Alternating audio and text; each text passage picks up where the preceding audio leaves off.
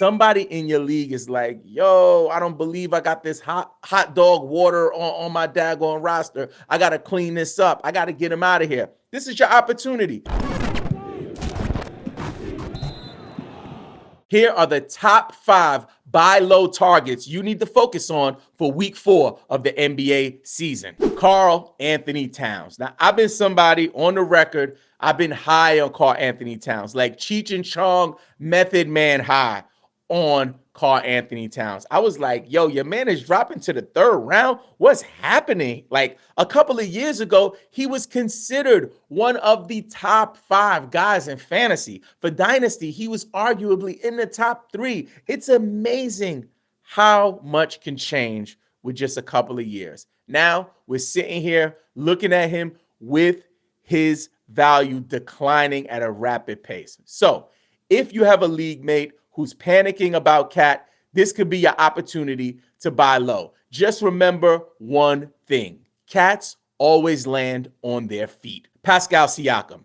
Pascal Siakam is somebody I was lower than most fantasy basketball analysts on this offseason. I was like, stay away from him. We had people in the comment section going off on me because I had him ranked about 7 to 10 spots below where everyone else had him. And the reason is because I thought there would be another player to take the leap in Toronto. Honestly, I thought it was OG Anunoby. I was wrong there. It ended up being Scotty Barnes, but more on him later. Listen, this is the thing you want to know about Siakam.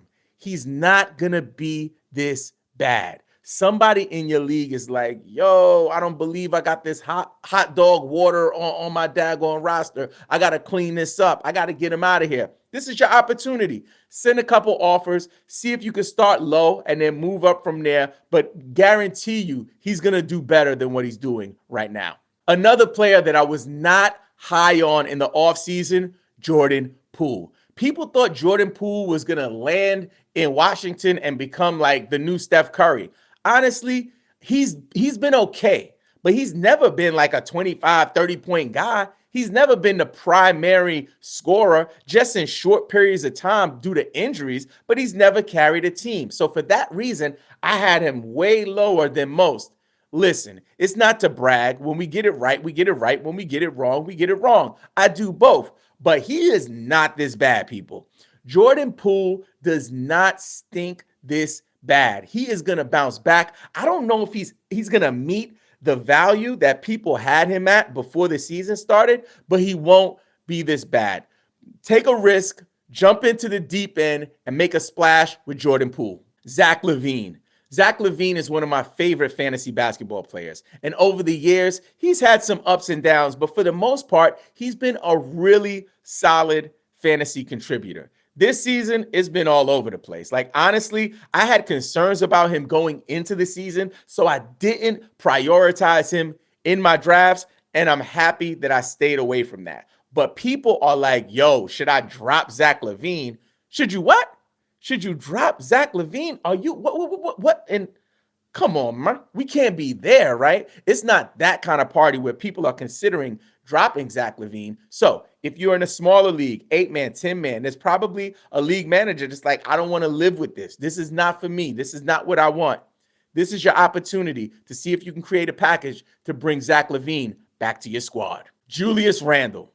Julius Randall is not my favorite fantasy basketball player. Honestly, I have been low on him for years and years.